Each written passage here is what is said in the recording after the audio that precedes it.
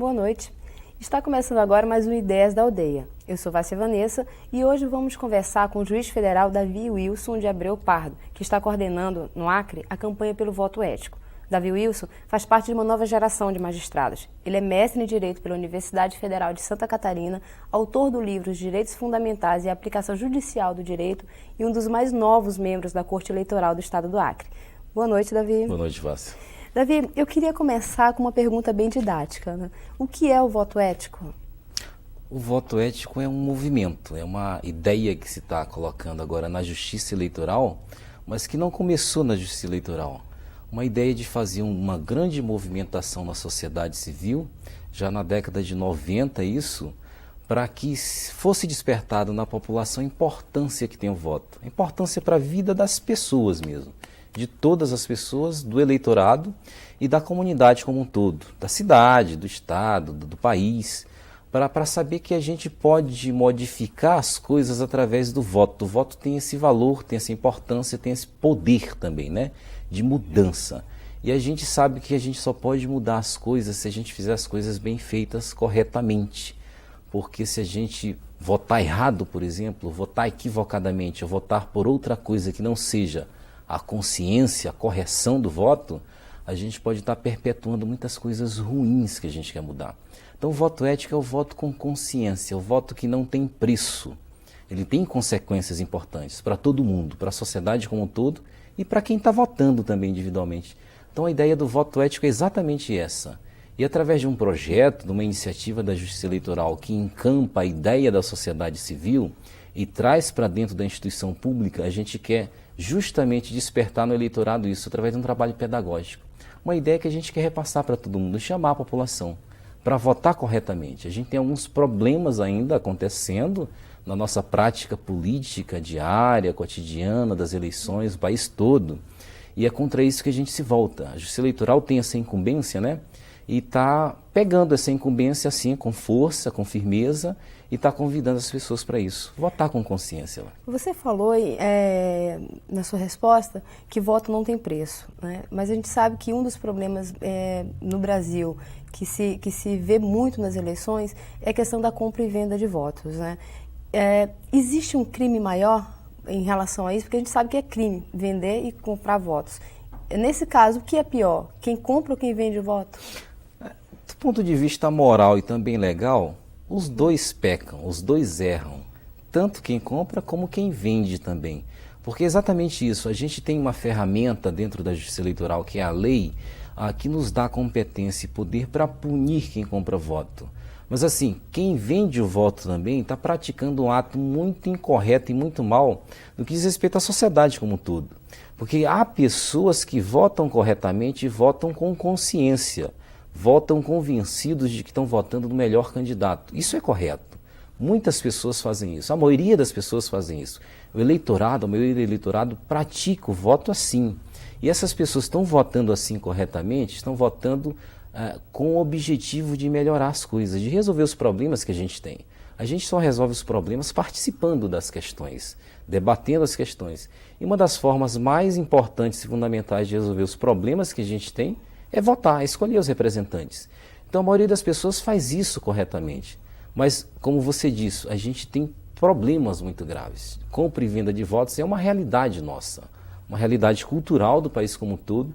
Se não fosse realidade cultural, a Justiça Eleitoral não estava encampando uma campanha dessa, uma atividade dessa. Ela reconhece que isso é verdadeiro, ela reconhece também que ela tem um papel, uma importância nisso tudo, já conseguiu resolver muitos problemas, Vássia, que aconteciam em eleições, já foram resolvidos por instrumentos que a gente tem, moderníssimos, invejados esses instrumentos por outros países, como os Estados Unidos invejam a nossa urna eletrônica. E a urna eletrônica resolveu um monte de problema que a gente tinha. Mas nós não resolvemos todos os problemas, né? E talvez um dos mais graves para a gente chegar num ponto melhor da nossa cidadania seja acabar com essa prática de compra e venda de votos. Então aquelas poucas pessoas que ainda vendem seus votos, ou aquelas pessoas que vendem seus votos, e aqueles candidatos que compram o voto, ambos praticam algo muito mal do ponto de vista da ética e do ponto de vista legal.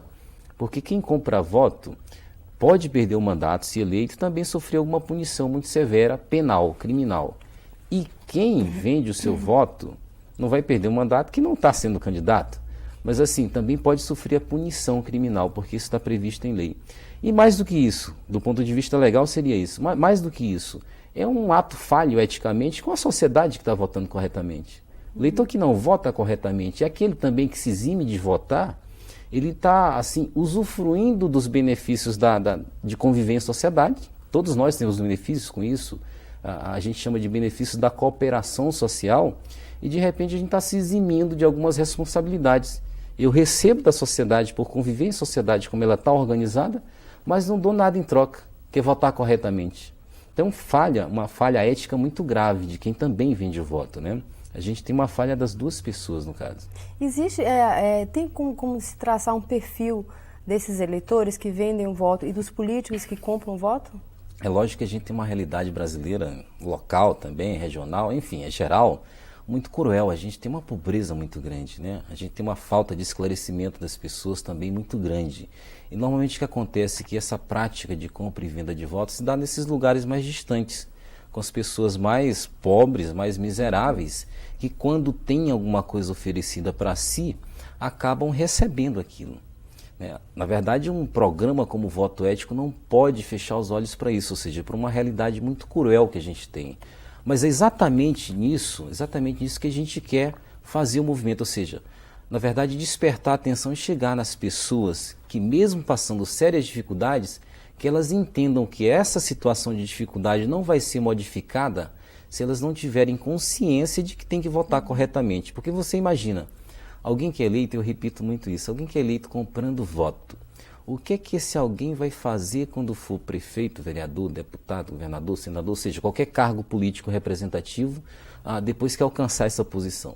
Ora, se o cidadão já foi eleito comprando voto, ele está minimamente ligando os problemas das pessoas, ele está se aproveitando dessa miséria para ser eleito.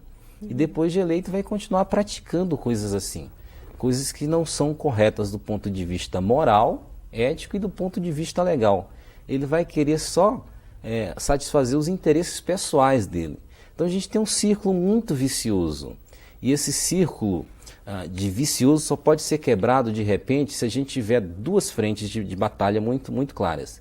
Que é a repressão para quem compra voto e o esclarecimento do eleitor que está vendendo seu voto. Para ele verificar e constatar que ele não vai sair dessa situação deplorável se ele de repente também não se convencer de que ele tem uma arma muito poderosa na mão, que é o voto.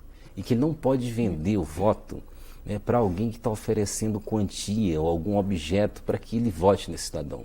Esse cidadão que é eleito é o que tem poder de modificação. A gente está otorgando poderes para esse cidadão eleito fazer muitas coisas. E essas pessoas eleitas têm que ser bem escolhidas. Então veja, o perfil do nosso, que a gente verifica aqui, que na verdade se dá essa prática de compra e venda de voto, é com essas pessoas mais pobres, né? Não só, mas particularmente, porque pessoas que são candidatos, né, se valem disso, aproveitam dessa situação miserável. A gente pode dizer que o político pega o eleitor, nesse caso, pela barriga, pela miséria que passa? Exatamente isso que eu estou querendo dizer. É exatamente isso que eu estou querendo dizer. É se aproveitar de uma situação muito ruim e, em cima da situação ruim, ficar, na verdade, auferindo vantagens, né? Isso é que é o terrível. Isso é que é o círculo vicioso que eu estava falando. E é isso que a gente quer, de repente, quebrar, esse elo muito ruim, né? E começar uma prática nova, uma prática de votar, assim, com essa consciência. Porque quem vai votar, assim, vota corretamente, elege aquela pessoa que está interessada em resolver os problemas, certamente a gente vai ter um resultado melhor para essas pessoas, como você falou, né, que estão com a barriga e passando fome, né? Com nada na barriga, Davi, infelizmente. A primeira vez que se ouviu falar em voto ético foi em 1996, né, quando a Ação pela Cidadania contra a Fome e a Miséria lançou uma campanha nacional, né? De lá para cá, quais os resultados que já se observou com esse movimento que partiu da sociedade civil e agora vem sendo encampado pelos órgãos da justiça? É interessante, talvez a gente esteja aprendendo a votar, né? Desde o nosso momento de redemocratização do país, que assim, do ponto de vista histórico não é tão longo, né? Temos já uns 20 anos aí de aprendizado que já podem estar rendendo bons frutos. Isso é interessante a gente observar. Mas assim, talvez faça parte desse aprendizado campanhas como essa. Campanhas que começaram, como você mesmo falou, na década de 90, né, com a sociedade civil, Betinho, o movimento todo de entidades, né, preocupadas com essa lisura das eleições, com a correção das eleições, que de repente a gente vê as instituições públicas também adotando essa ideia. Talvez isso faça parte desse aprendizado. E o que a gente nota de melhor é exatamente isso. Que a gente começa a ter espaço para falar disso, que a gente vê as instituições se preocupando com isso e que isso se torna debate público. Esse é o melhor sintoma de que isso vale a pena e de que isso está melhorando alguma coisa. Porque assim, de fato, escolhas de candidatos corretamente, talvez estejamos também aprendendo a fazer isso, né? Isso a gente vai ver ao longo do tempo. Isso é um processo, né, que a gente não tem um fim. A gente só tem um compromisso e uma obrigação muito forte de estar promovendo esse programa, de estar promovendo esse processo. E a melhora é exatamente de ele acontecer. Essa é a melhora que a gente vê. Agora, com o envolvimento de muitos jovens, de estudantes, né? Tivemos o programa Eleitor do Futuro ano passado, que foi o início dessa preocupação da Justiça Eleitoral no estado do Acre, em formar eleitores corretamente, né? Despertar a importância do voto para os eleitores, particularmente daqueles que iam começar e vão votar pela primeira vez este ano. E o projeto Voto Ético vem complementar esse programa, dizendo que não é só aquele que vai votar a primeira vez, mas também todos os que votam. Vamos chamar a atenção e despertar a atenção deles.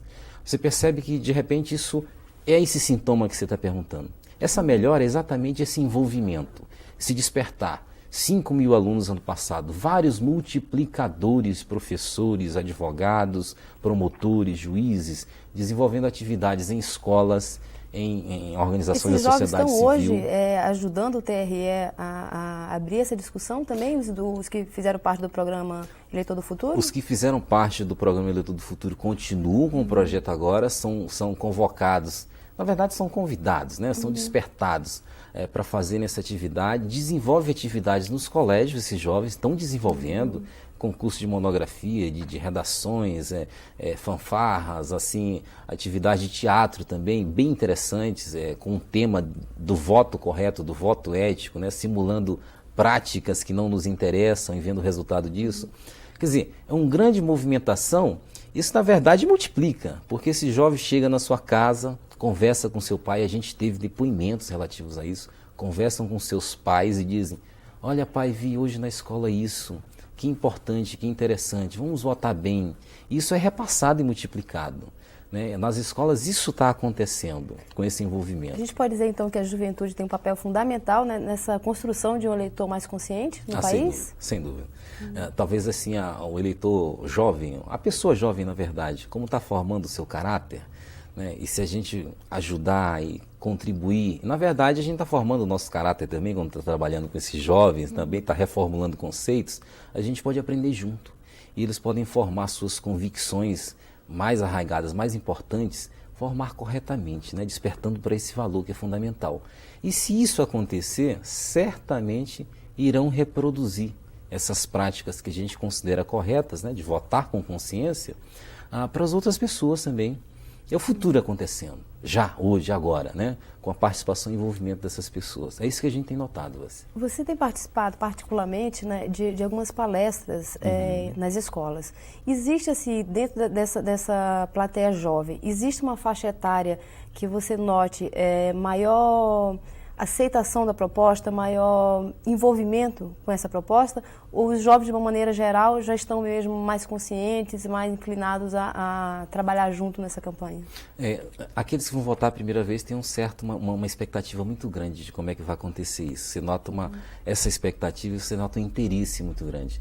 Eu fiz algumas palestras lá nas escolas e eles levantam a mão e perguntam várias coisas. O que aconteceu com o processo candidato tal?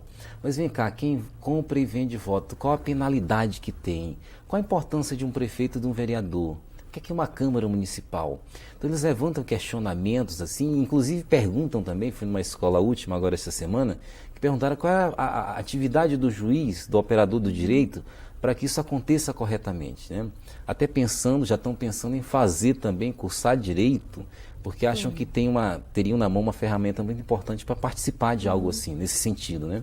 Então, de fato, a curiosidade é muito grande, eles perguntam bastante e a gente nota que isso indistintamente. Não são só quem vai votar também, mas aqueles que têm 15 anos que não conseguiam se alistar, porque só com 16 que se pode, também perguntam isso. Quando eu for votar, como é que eu faço? Né?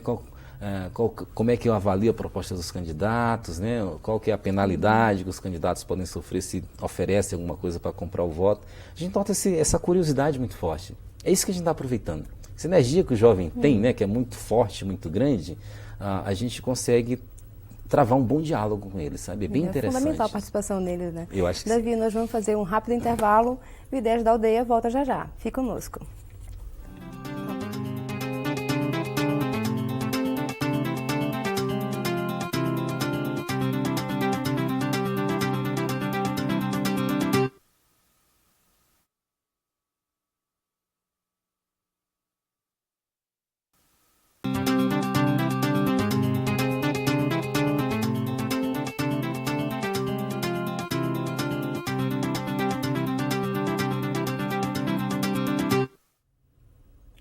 Boa noite.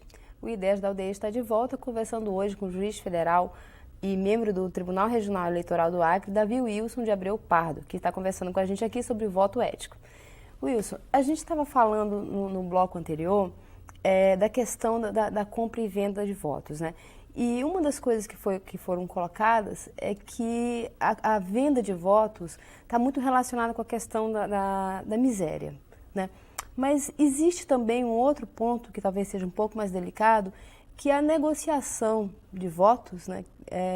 Por cargos, por favores, por colocações, né? Como é que se combate isso, né? Isso é cultural?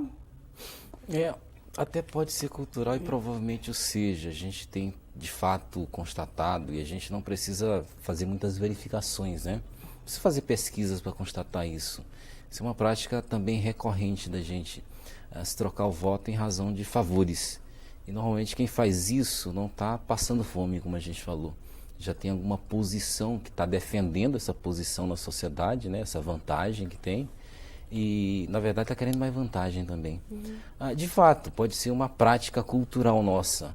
Mas, assim, nem tudo que está culturalmente arraigado é correto também, né? É uma tradição que teria que ser colocada em questionamento. O voto ético, o programa ou a ideia de fazer esse debate também envolve isso.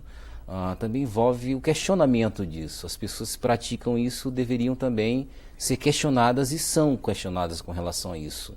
Na verdade, a gente pode dizer que as pessoas que fazem isso, do ponto de vista moral também, estão fazendo algo equivocado.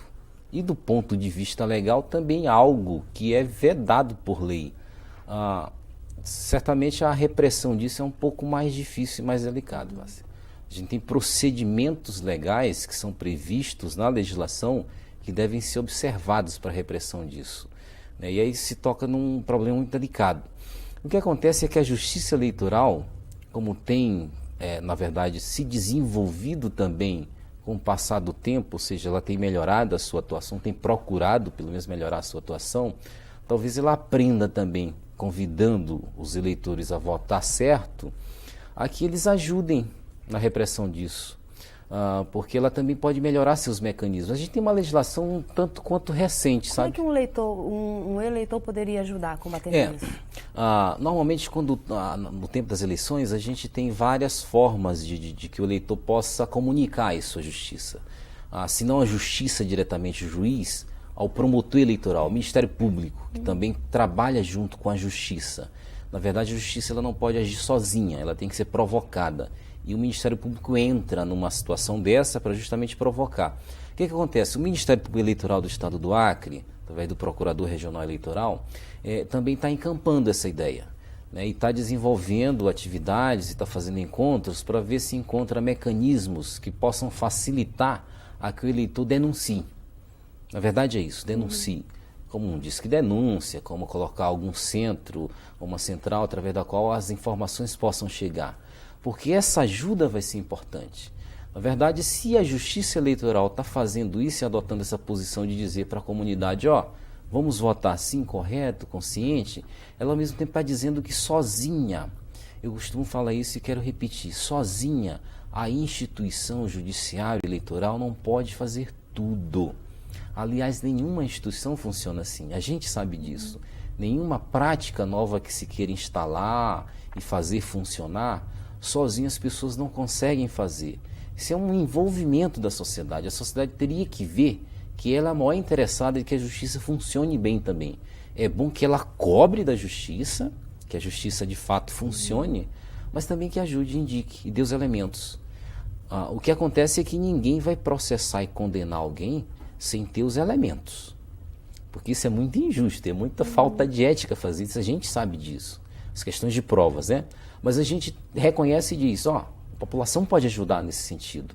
Né? A gente está procurando ter esses mecanismos. A Justiça Eleitoral tem feito decisões mais recentes, Vácia, no sentido de talvez trabalhar melhor com a legislação. Uma legislação que é colocada há pouco tempo para combater essas práticas, para dizer que oferecimento de qualquer bem, objeto, em troca do voto, né? A compra de voto é algo que redunda em sérias consequências para quem é candidato. Essa é uma lei recente.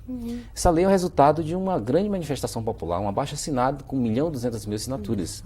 Né? E a gente tem pouco tempo de prática com essa lei. Então, se o eleitor está aprendendo a votar e a gente quer chegar no eleitor e quer fazer uma participação com isso, é bom que se reconheça que a Justiça Eleitoral está também aprendendo a aplicar essa lei. E eu acho que o bom e o importante disso é que cada ano que passa a gente aprende a usar melhor a lei para afastar isso, né? Mas assim, os procedimentos mais práticos, certamente nos momentos mais delicados da eleição, mais próximos da eleição, eles acontecem, né? E têm acontecido. Particularmente esse de oferecer os canais para o eleitor ele denunciar. E tem um retorno, Davi? A população, assim, no dia de eleição, por exemplo, que exista essa campanha, que exista os telefones disponíveis, a população liga, a população denuncia? Liga sim. Isso tem aumentado? Na eleição de 2002, eu tenho um processo relativo à eleição de 2002, de problemas também que aconteceram, e dentro do processo tem fichas feitas pela Justiça Eleitoral de atendimento das pessoas. Então, assim, são as pessoas as mais variadas, são eleitores, na verdade, que dizem, está acontecendo tal problema em tal lugar, a essa hora agora, com cidadão tal. E a Justiça tem deslocado pessoas e ido lá naquele local tentando fazer o flagrante, né? Tentando pegar ali o pessoal que está fazendo aquela prática ilegal. A famosa boca de urna? Boca de urna, compra de voto, distribuição de sacolão. Isso, de fato, a gente tem recebido denúncias nas eleições. Eu não estava na eleição de 2002 aqui, mas nesse processo em particular eu vi isso. Era um telefone colocado à disposição da população e não só foi colocado, como as pessoas de fato ligaram, sabe? Fulano de tal ligou, um formuláriozinho feito pela justiça, preenchido pelo funcionário, está acontecendo isso. Doutora juíza e tal, o problema é esse. A juíza mandava uma equipe lá imediatamente, né? Às vezes acontece, a gente tem dificuldade, é isso que eu estou querendo realçar sempre. Que tipo de dificuldade? Particularmente de coletar provas. É bom que o eleitor, que esteja ajudando a justiça, denunciando, ele tenha... Quer dizer, isso é um problema muito delicado para o eleitor saber como é que vai fazer, né?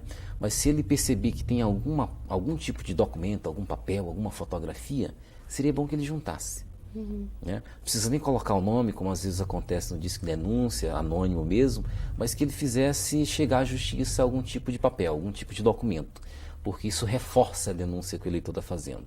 Porque pode ser que durante o deslocamento aquilo se desfaça, né? E se a gente tivesse algum tipo de prova coletada, isso auxiliaria a justiça, com toda certeza. Então, o que eu te digo é o seguinte, a Justiça Eleitoral tem aprendido sim. E quando ela chega na população, dizendo para a população adotar o lema do voto ético, ela está assumindo uma grande responsabilidade, mais ainda. E a Justiça Eleitoral tem sabido, está ciente de que ela está assumindo essa responsabilidade. Ninguém vai chamar ninguém para votar eticamente se não se compromete a fazer as salvaguardas disso. É interessante isso. E eu acho interessante que a Justiça Eleitoral esteja assumindo esse compromisso, sabe? Porque isso é uma responsabilidade muito grande também. Aqui no Acre, a Justiça Eleitoral, ela está com elementos que garantam a eficiência dessa coibição? Ou seja, por exemplo, num dia de eleição, acontecendo compra e venda de votos, o TRE daqui tem mecanismos para estar no lugar, para coibir, tem mecanismos assim, que estejam funcionando realmente? Exatamente essa organização da operação das eleições que acontecem proximamente a ela, que de fato existe, né? Essas equipes são convocadas, são colocadas à disposição para fazer esses flagrantes, junto com a Polícia Judiciária da União. A Polícia Judiciária é a Polícia Federal, a polícia que auxilia a Justiça Eleitoral. para fazer exatamente essas investigações. Agora, mais que isso, a gente tem procurado também, através da presidência do TRE, da direção do TRE atual, chegar nos municípios e fazer conversas com os juízes eleitorais dos municípios que vão fazer a eleição. Nós já fizemos encontro aqui em Rio Branco este ano, a direção do tribunal fez encontro em Sena Madureira, fez encontro em Tarauacá, Feijó, Cruzeiro do Sul e vai fazer em Brasileia. E toda a direção do tribunal está indo nesses municípios e convoca as pessoas que vão trabalhar nas eleições, também convida os candidatos, é interessante, os políticos, para saberem como é que eles devem se comportar. Esses encontros são abertos à população para a gente discutir essas ideias, Márcia. Isso é uma postura nova do TRE? É uma coisa que já vinha acontecendo nas Essa últimas eleições? interiorização, assim, na verdade é uma novidade. Em 2000 a gente teve alguns eventos feitos também com o desembargador Aquilar lá em Cruzeiro do Sul, mas assim, em vários municípios do interior é uma coisa nova. E é interessante que a população vai de encontro à justiça. A presidência do tribunal, a corregedoria indo lá, discutindo esses problemas todos, lançando o programa Voto Ético, dizendo como é que os candidatos têm que andar, né? Têm que caminhar de acordo com a lei. E a população tem ido, é interessante. Os membros do tribunal, quando retornam do interior, retornam empolgados, porque percebem que no interior as pessoas têm um respeito muito grande com relação à justiça, escutam a justiça, né? E querem participar disso, na verdade querem participar. Então a gente está aprendendo, a gente também está aprendendo, quer fazer esse aprendizado com mais força, quer de fato dar alguns resultados, algumas respostas para a sociedade, bem dadas também. Isso é importante que isso aconteça, né? Mas o compromisso está sendo feito. E a gente espera que a população cada vez mais ajude a justiça nesse sentido. Eu só queria complementar também que os candidatos têm um papel muito importante nisso. É interessante que os candidatos percebam, os políticos como um todo, percebam que uma campanha em um nível ético é importante para todos eles, sem distinção. Particularmente para aquele que não tem tanto dinheiro, tanta estrutura. Eu até escutei de um candidato uma semana passada, ele dizendo que uma campanha dessa é importante porque, de repente, eu não tenho que me preocupar em procurar dinheiro para comprar voto. E, de fato, é correto isso. Mas a visão é um pouco distorcida. Mas até para o interesse pessoal dele, que ele participe assim, acabe participando e se comprometendo com o voto ético. Mesmo que seja assim, mesmo que seja por um interesse tão pessoal, mas eu acabo me comprometendo com uma coisa que é pública. É coletiva. É coletiva, né? E isso é importante que eles vejam. É importante também que os próprios candidatos e políticos se vigiem. Porque se eu não comprar voto, eles podem pensar, o outro vai comprar. E eu acabo não me elegendo. Além de você não comprar voto do candidato, vigie o outro também. E indique, denuncie também, participe, porque essa autovigilância faz parte da democracia. As pessoas têm que se fiscalizar e é importante que isso aconteça. E fornecendo elementos para a instituição competente, responsável pela justiça eleitoral, ela pode sim processar e dar andamento aos processos que ali originam, né? Davi, eu tenho uma curiosidade, né? Você é juiz federal, membro recente do Tribunal Regional Eleitoral, né? Tem vários artigos publicados em revistas sobre direito, ou seja, acumula já uma experiência grande no direito. No entanto, é uma pessoa nova, tem 32 anos. Você acha que esse retrato, a tua experiência, é o retrato dessa nova geração de juízes, promotores e defensores públicos que estão surgindo no país? Talvez eu me insira nesse contexto que você retrata. Na verdade é interessante, depois da nossa redemocratização, a gente teve a realização de seleção de juízes, né, de promotores, procuradores da República, talvez de uma maneira um pouco mais profissional. E o que está acontecendo é que pessoas como Davi e outras pessoas mais, elas acabam ingressando nessas posições de poder, que no fundo são posições de poder, sem ter compromisso com alguém ou com uma parte determinada. A única obrigação que eu tenho, moral minha, é com a sociedade e com as instituições públicas que permitiram que eu me formasse e ingressasse nelas. É com os códigos, são com os textos de lei, com o direito, com a justiça. Isso acaba acontecendo. Isso a gente percebe que isso está se reproduzindo. O Ministério Público foi, assim, talvez um elemento muito importante a partir do final da década passada para várias investigações e várias transformações. E talvez isso não acontecesse se pessoas novas, né, com ideias novas também, a partir de uma Constituição nova que a gente tem, pudessem acessar esses cargos sem dever nada a ninguém. Não por favor, mas por mérito. Isso é importante, por mérito. Eu dou aula na universidade e eu costumo repetir isso lá na universidade, na Faculdade de Direito, na Federal do Acre. E você percebe que mais pessoas estão fazendo cursos como Direito, por exemplo, que permitem ascender uma posição dessa, e estudando, se comprometendo com o estudo, e com alguns valores que acham fundamentais. Porque você percebe, se alguém chega numa posição de destaque por mérito, ele não vai fazer algumas práticas de favor para outra pessoa, porque ele não ascendeu a isso. E ele sabe que se ele fizer práticas de favor para uma outra pessoa, ele vai estar negando a própria história, né? E vai estar dizendo, se você quiser ascender mais ainda, receba a favor de alguém. Isso é muito contraditório, né? Davi, o sociólogo Herbert de Souza, o Betinho, tinha uma frase que ele dizia que o Brasil tem fome de ética e passa fome pela falta de ética na política, né? Nessa batalha pela ética, quais são os maiores desafios? Eu repito até essa frase do Betinho quando eu estou fazendo algumas palestras com os alunos, eu acho muito importante, muito interessante. Nós temos uma cultura, algumas tradições muito delicadas, né? Algumas tradições nos poderes públicos em geral que são muito complicadas. Essa mudança dessas práticas que a gente talvez até considere corretas, algumas pessoas acham que são corretas. É isso que tem que ser colocado em questionamento sempre. Se isso não for colocado em questionamento só por discussões, por debate, que isso seja colocado em questionamento por repressão jurídica. Não tem jeito. Talvez o direito seja um grande elemento para mudar isso. Eu, particularmente, estou praticando direito porque acho que é possível a gente remover alguns obstáculos para que essa ética aconteça, uma relação correta entre as pessoas, a partir do direito. Eu acho que o direito tem um papel fundamental. A gente tem uma legislação que é belíssima. A gente tem um problema de aplicação, Vássia, terrível. Aplicar a lei corretamente é muito delicado e às vezes é muito difícil no país. Isso é o que tem mudado com essas pessoas, estão ingressando agora nas carreiras. Mas assim, eu acredito e faço profissão de fé no direito para remover esses obstáculos. São práticas culturais. São práticas culturais que as pessoas acham, como eu falei, corretas.